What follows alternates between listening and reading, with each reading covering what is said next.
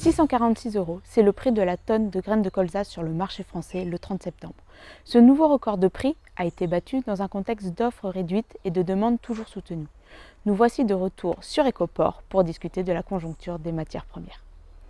Comme nous l'avons vu le mois dernier, la récolte de canola canadien a été très décevante et a tiré les cours de cette matière à la hausse.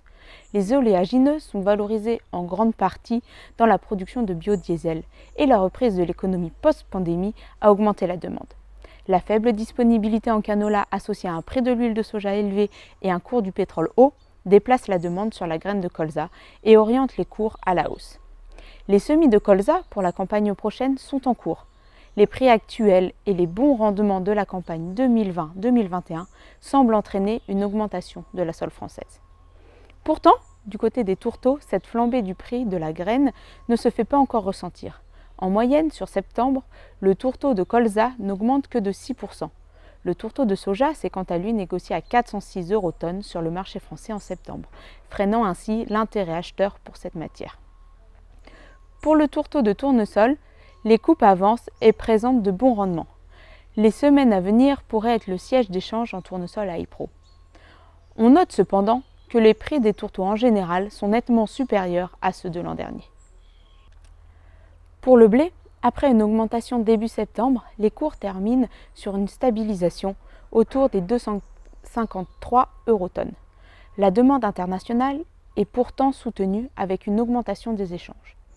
L'Union européenne a déjà exporté 6,5 millions de tonnes de blé, soit 2 millions de tonnes de plus qu'à la même époque en 2020.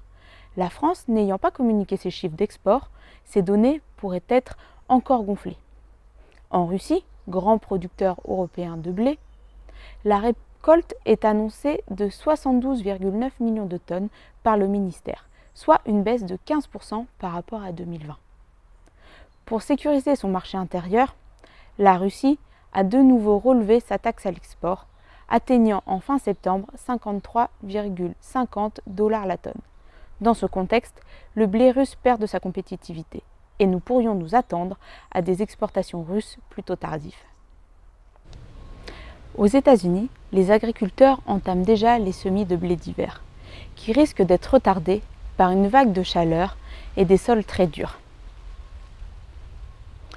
Du côté du maïs, les cours sont toujours en légère hausse, soutenus par une bonne demande mondiale. Sur les 50,5 millions de tonnes estimées pour la récolte argentine, déjà 40,3 millions de tonnes ont été contractualisées. Les cours semblent tout de même se détendre consécutivement à la récolte. Aux États-Unis, 18% de la surface en maïs a été récoltée avec de bons rendements. En Europe, les rendements sont aussi prometteurs. 7,8 tonnes hectares contre 7,3 tonnes hectares en 2020. Sur le marché français, le maïs nouvelle récolte était coté en moyenne à 234 € tonne. Cette cotation rend le maïs compétitif en formulation face au blé et permet de diluer le risque sanitaire apporté par des blés français présentant un fort taux de mycotoxines. Vous pouvez donc retenir qu'il y a eu peu de changements des cours au mois de septembre. Pas d'effet notable de nouvelles récoltes pour le prix du blé, mais que l'arrivée du nouveau maïs pourrait faire changer la tendance. Et de ce fait, jouer sur les formulations et les prix des aliments. Rendez-vous dans 2 semaines pour une nouvelle vidéo Ecoport. À très bientôt.